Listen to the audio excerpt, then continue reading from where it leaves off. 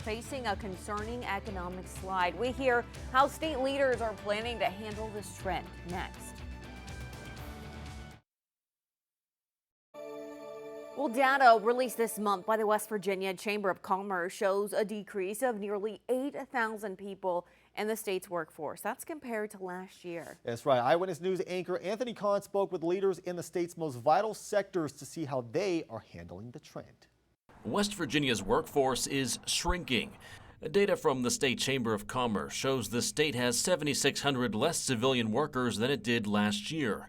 Total employment also fell by nearly 5,000 during that period. Key industries that have traditionally anchored the state saw notable job losses. Mining employment declined from 21,300 to 20,700. Retail employment decreased from 78,400 to 77,800. Hospitality saw a sharp drop from 71,400 jobs to 68,700. Richie Heath, the executive director of the West Virginia Hospitality and Travel Association, says given the hole they had to climb out of in 2020, they're doing pretty well. I think from an industry perspective, what we're seeing is fairly positive when you look at the big picture. We're just a few short years away from the pandemic when the industry lost more than 10,000 jobs. So if you look back and compare that over a longer period of time, I think folks in the industry will tell you things are generally going well. The state's Hospitality and Travel Association covers everything tourism, like hotels, resorts, and restaurants. West Virginia's recent emphasis on tourism is creating opportunities, but there have not been enough workers to fill those spots. One consistent theme that we hear from folks and have heard since the pandemic is oftentimes the difficulty of hiring and finding folks for positions, and so I think jobs are available.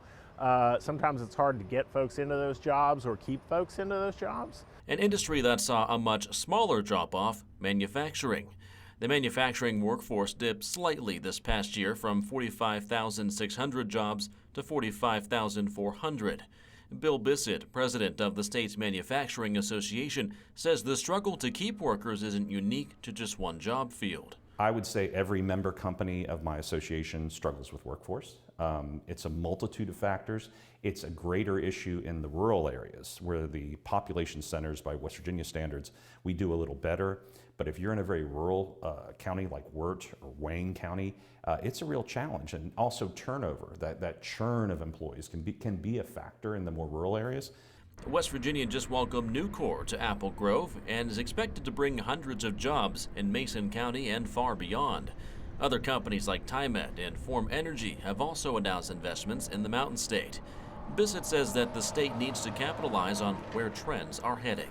Businesses change. I mean, business plans change, the consumers of products change. And I think that's why a lot of times as companies contract or grow, we often don't know why that happens. And it's concerning because we work with the development office not only to bring new companies in, but also make sure existing companies stay in operation and grow when they can.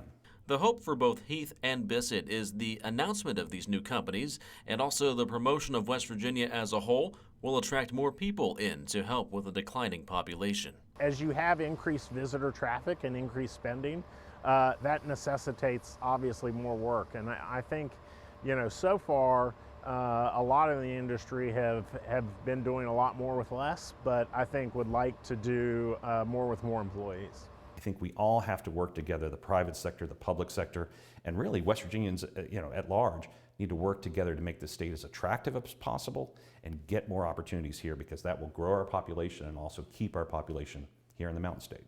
In Kanawha County, Anthony Kahn, Eyewitness News.